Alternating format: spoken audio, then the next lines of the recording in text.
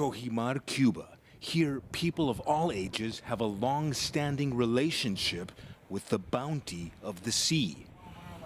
Many make their livings as fishermen. Ernest Hemingway came here, often seeking inspiration before writing his novel, The Old Man and the Sea. Hola, ¿cómo estás? Young Cuban men continue that tradition.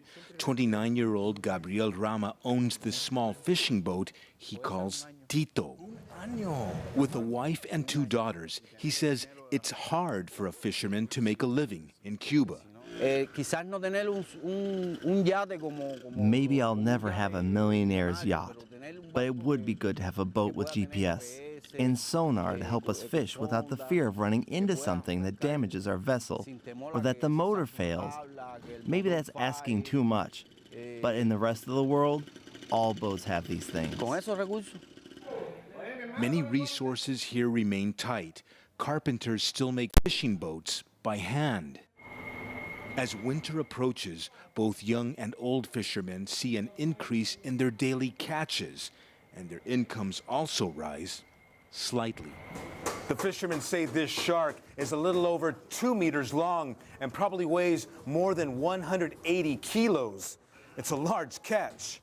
30-year-old Reynel Aguilar has pulled swordfish from the rough seas here at night when waves rose above 4 meters high.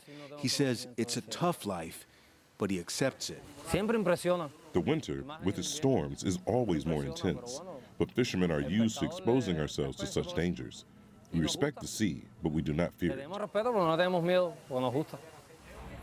Nearby, these young Cubans preferred to watch a televised football game between Real Madrid and Barcelona clandestinely, instead of watching state television's memorials to Fidel Castro. And all the young Cubans we interviewed off camera say they hope their leaders will find ways to move Cuba forward socially and economically. Franc Contreras, Cojimar, Cuba.